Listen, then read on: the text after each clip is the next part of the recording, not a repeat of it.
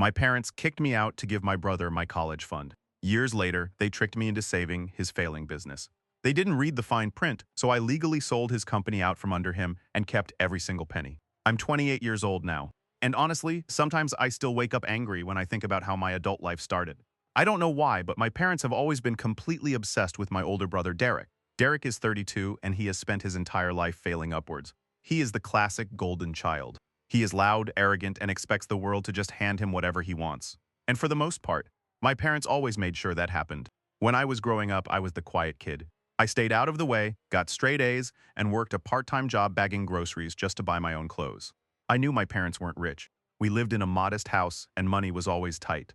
But there was one thing I was incredibly proud of. When my grandfather passed away when I was 10, he left a specific trust account for my college education. It had exactly $75,000 in it. It was in my parents' names, legally, but the will explicitly stated it was for my university tuition. I spent my entire high school career studying late into the night, dreaming about going to a top-tier engineering school. But right around the time I turned 18, everything completely fell apart. Derek had just dropped out of his second attempt at community college. He decided he didn't want to study anymore. He decided he was going to be an entrepreneur. Specifically, he wanted to open a massive, high-end fitness center in the middle of our city. He didn't have a business plan. He didn't have any experience running a gym. All he had was a completely unearned sense of confidence and my parents' undivided attention. I remember coming home from my shift at the grocery store on a Tuesday evening. My bags were packed and sitting in boxes on the front porch. I was so confused. I walked inside and my parents were sitting at the kitchen table with Derek. I swear, the look on my mother's face is something I will never ever forget. She didn't look sad. She looked annoyed that I was interrupting them. My father stood up and told me that since I was legally an adult now, it was time for me to figure out the real world on my own. He said they needed my bedroom to use as Derek's new home office for his startup business. I just stood there, completely numb. I asked them about my college fund. I told them tuition was due in exactly 3 weeks and I needed the account information to send the check to the university.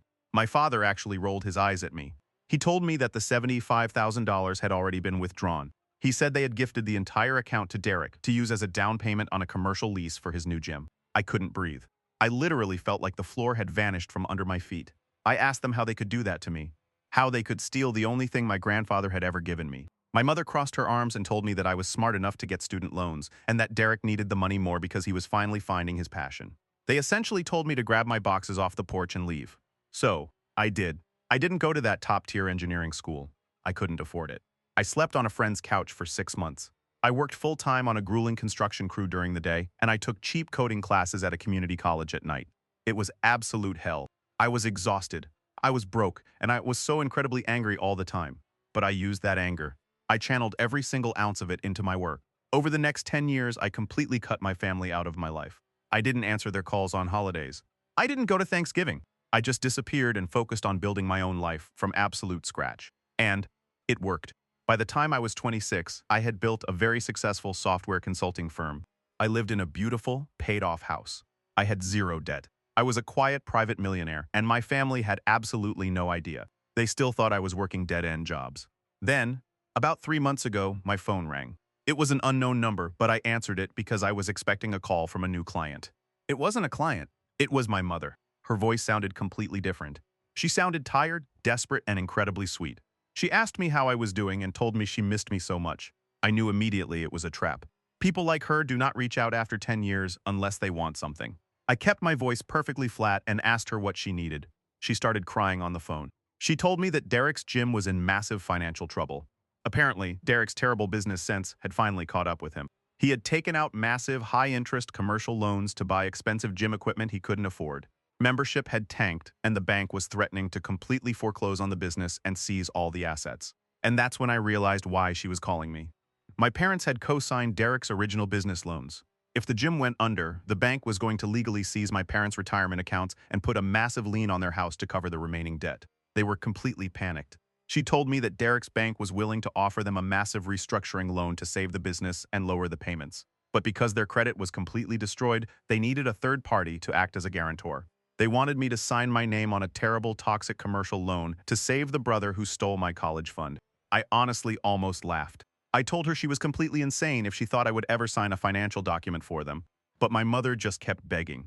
She told me that the bank didn't even need me to pay anything. They just needed a signature from someone with a clean credit history to satisfy the underwriters. She swore to me. She literally swore on my grandfather's grave that the business was turning around and that I would never have to pay a single dime. I was about to hang up the phone. I really was. But then, a very dark, very vindictive thought crossed my mind. I told her I wouldn't promise anything, but that she could email me the restructuring contract and I would have my lawyer look at it. 10 minutes later, the massive 50-page PDF arrived in my inbox. I sat down at my desk with a cup of coffee and started reading. And as I read the fine print, I realized my parents and Derek were completely hopelessly financially illiterate. They thought this was just a simple co-signing document. But because Derek was so deeply in default, the bank had drafted a highly aggressive distressed asset contract. Buried on page 34 was a single, densely worded paragraph. It stated that if the new guarantor, which would be me, assumed the liability for the restructured debt, the guarantor was legally entitled to an immediate full transfer of the controlling equity in the limited liability company that owned the physical assets. Basically, if I signed that paper, I wouldn't just be guaranteeing the loan. I would legally, entirely own Derek's business. Every single treadmill, every single weight rack, and the highly valuable commercial lease itself. They had absolutely no idea what they had sent me. They were just desperate for a signature to stop the bank from taking their house. I printed the contract out, laid it on my desk, and I just smiled. I picked up my phone and called my mother back. I told her I would sign the papers. I told my mother I would sign the papers, but on one condition. I told her we had to meet at a public notary, and I wasn't going to stick around for a family reunion. She agreed instantly. She was just so relieved she didn't even try to argue with me.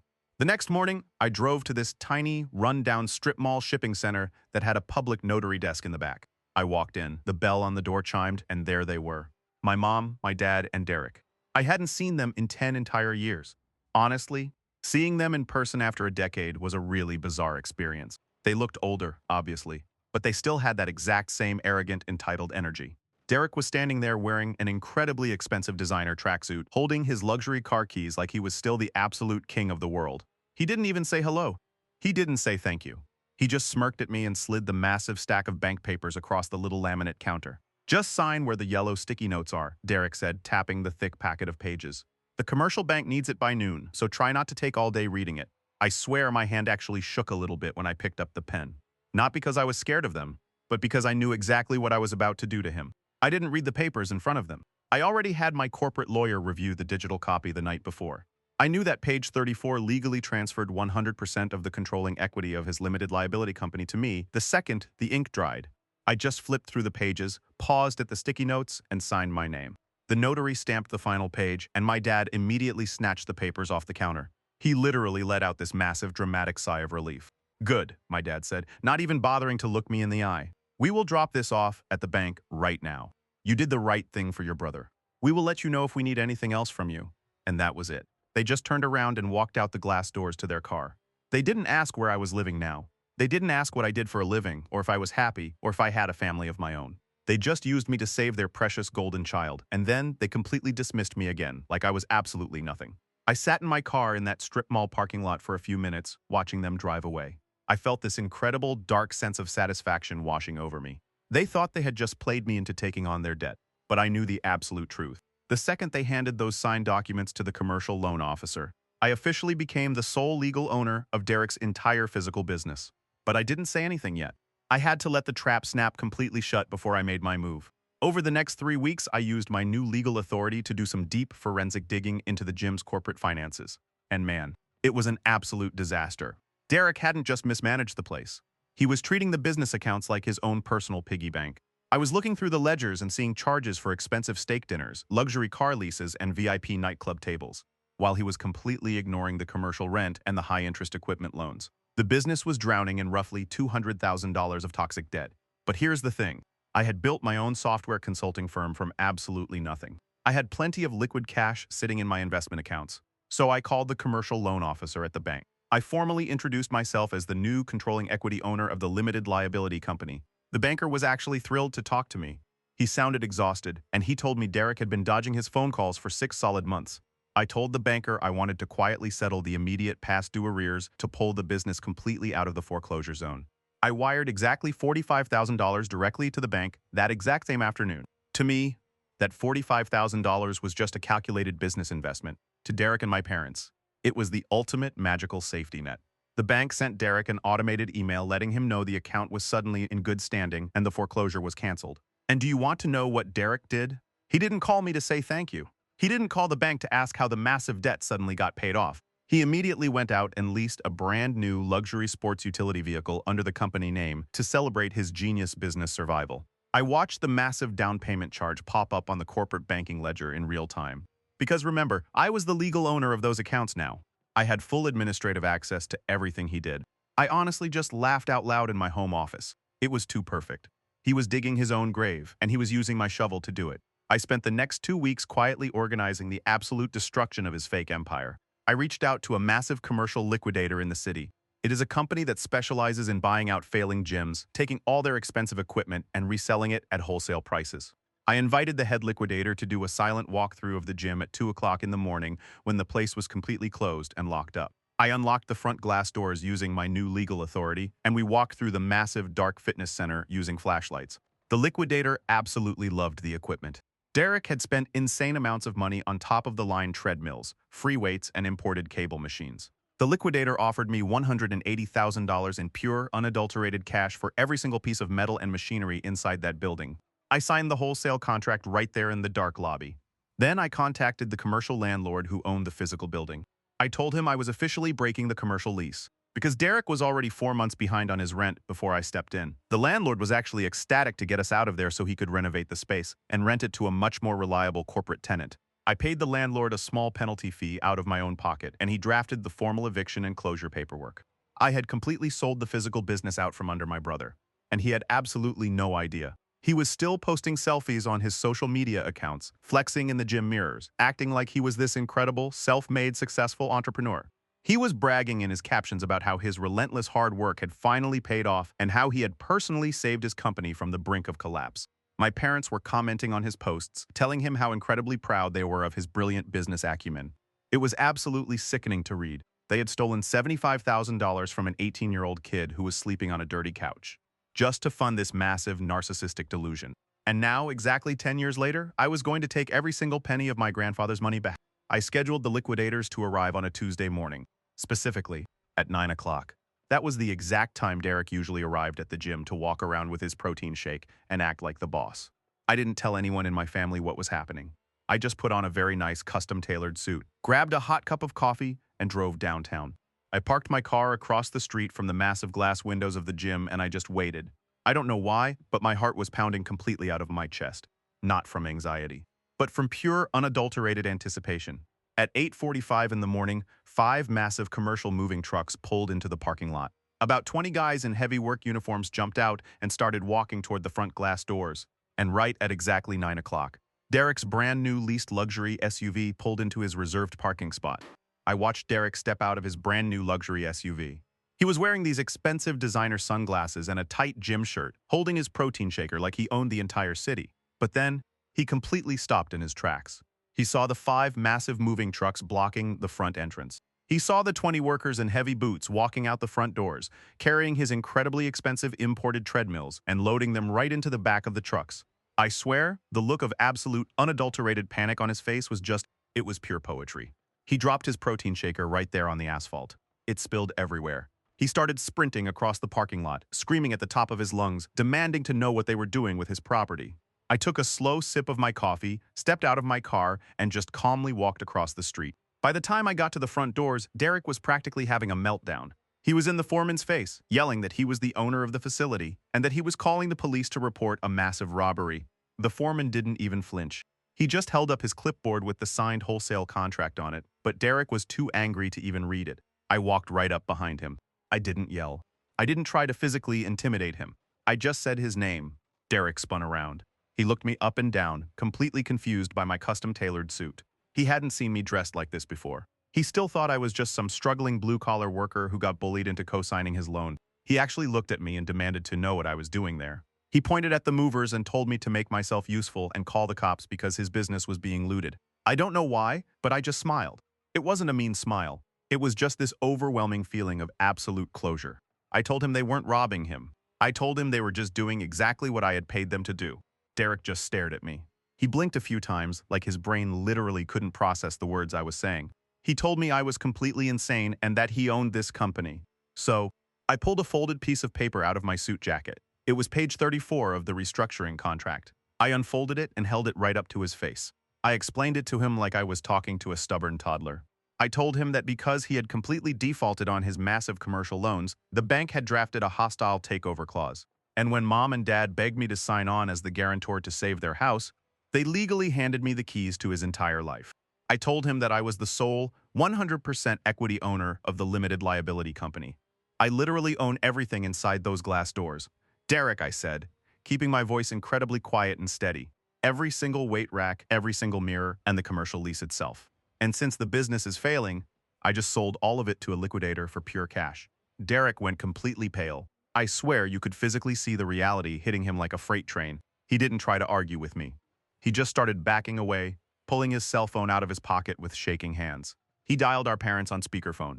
He was literally screaming into the microphone, telling our dad to get down to the gym right this exact second because I was stealing his company. I didn't try to stop him.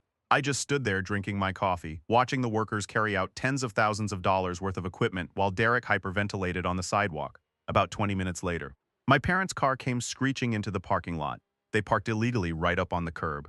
My mom practically fell out of the passenger seat. She was crying hysterically, running over to Derek and hugging him like he had just been in a terrible car accident. My father stomped over to me. He puffed his chest out, trying to do his booming, intimidating dad routine that used to scare me when I was a teenager. He pointed a shaking finger right at my face. He told me he was going to hire the most expensive corporate lawyer in the state and sue me for fraud. He said I had tricked them and that I was a disgusting, greedy traitor to my own family. I didn't back down. I didn't even blink. I looked right at my father and I asked him a very simple question. I asked him, "Did you actually read the 50-page contract before you forced me to sign it? Did you even look at the fine print before you tried to trap me in a toxic commercial loan just to save your own retirement accounts?"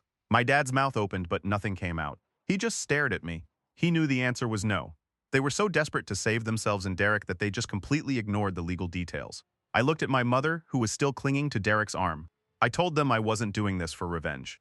I told them I was just acting as a highly responsible business owner. I saw a failing corporate asset drowning in $200,000 of debt, so I stepped in, fired the incompetent manager, which was Derek, and liquidated the physical assets to recoup my initial investment. And that's when I finally brought it up. I told them that the $180,000 I was getting from the liquidator was just the universe finally paying me back for the $75,000 college fund they stole from an 18-year-old kid, plus 10 years of interest. My mother started sobbing even louder. She tried to play the family card. She told me I was destroying my brother's life and that family is supposed to forgive each other. I honestly just laughed. I told her that family doesn't kick their child out onto the street and steal their grandfather's inheritance to fund a fake fitness empire. But I wasn't quite done yet. There was still one massive, beautiful cherry on top of this entire disaster. I turned and looked at Derek. I pointed directly at his brand new leased luxury SUV sitting in the parking space. I asked him what name he put on the lease paperwork for that car. Derek looked at the car and then looked back at me. His eyes were wide with pure terror, he stammered, and admitted he leased it under the company's tax identification number to get a corporate write-off. I just smiled the biggest smile of my entire life. I told him that since I was the sole legal owner of the company, that meant the company's vehicle legally belonged to me. And since I had just officially fired him as the manager, he was currently in possession of a stolen corporate asset. I held my hand out. I told him he had exactly 60 seconds to hand me the keys to that SUV, or I was going to wave down the police officer sitting at the intersection and report the vehicle as stolen. I swear, the silence in that parking lot was absolutely deafening. Derek just stood there, staring at my outstretched hand. He looked at his brand new luxury vehicle, and then he looked back at me. I could actually see the tears welling up in his eyes. My dad tried to step in between us. He puffed out his chest again and told me I was taking this way too far, that I was being cruel just for the sake of being cruel. He actually told me to be the bigger person and let my brother keep the car so he could at least drive to job interviews. I don't know why, but hearing him say that just completely killed whatever tiny, microscopic shred of sympathy I had left for them. I looked my dad dead in the eye and told him that being the bigger person is exactly what got me kicked out of my own childhood home. I told him I wasn't playing family games anymore. This was just strictly business. I looked back at Derek and started counting down from 60. I didn't even get to 50 before Derek completely cracked. He let out this loud, pathetic sob, reached into his expensive designer tracksuit pockets, and practically threw the heavy set of keys right at my chest. They bounced off my suit jacket and hit the asphalt. I calmly bent down, picked them up, and pressed the unlock button. The headlights on the massive, beautiful SUV flashed right in front of them. Derek just fell to his knees on the sidewalk. He buried his face in his hands, crying in front of the entire moving crew. My mom dropped down next to him, wrapping her arms around his shoulders, glaring up at me like I was the actual devil. I didn't say another word to them. I just turned around, walked into the empty lobby of the gym, and signed the final release paperwork with the liquidator foreman by 11 o'clock that morning. The entire fitness center was a completely hollow shell. There wasn't a single dumbbell, mirror, or treadmill left inside. The landlord arrived about 10 minutes later. He shook my hand, thanked me for making the eviction process so incredibly easy, and his maintenance guy immediately started changing the locks on the glass front doors. I walked out of the empty gym, got into Derek's leased luxury SUV, and I just drove away. I left them standing right there in the empty parking lot. My mom, my dad, and my 32-year-old brother, just staring at the locked doors of a fake empire that didn't exist anymore. The financial aftermath over the next few weeks was honestly a masterpiece of legal restructuring. Because I owned the limited liability company, I took the $180,000 in cash from the liquidator and deposited it directly into my corporate accounts. I used a portion of that money to completely pay off the remaining toxic commercial loans because the bank was just happy to finally get their money. They didn't even charge me the early termination penalties. I wiped the debt completely clean, which ironically released the massive lien the bank had placed on my parents' house. I actually did save them from going homeless, but I made absolutely sure Derek lost everything in the process. After all the corporate debt was settled, I had roughly $110,000 left over in pure, unadulterated profit. It perfectly covered the $75,000 college fund they stole from me, plus a very healthy 10 years of compound interest. I transferred every single penny of it into my personal savings account and formally dissolved the limited liability company with the state. Derek's business was officially dead and buried. And as for that brand new luxury SUV, I didn't even keep it. I drove it straight to the corporate dealership that afternoon, slammed the keys on the manager's desk, and paid the $3,000 early termination fee out of my own pocket just to cancel the lease entirely. I didn't want a single physical reminder of my brother in my life. It has been about a year since that morning in the parking lot. I hear through the grapevine sometimes that things are incredibly bleak for them because Derek has absolutely no college degree, no business, and a completely ruined credit score. He couldn't even rent a cheap apartment. He had to move right back into our parents' house. He is 33 years old now, sleeping in my old childhood bedroom, working 30 hours a week as a front desk greeter at a cheap budget gym on the other side of town. My parents got to keep their house, but they are permanently stuck with the golden child they created. They are entirely broke. Their retirement accounts are practically empty from trying to keep his fake lifestyle afloat for so long.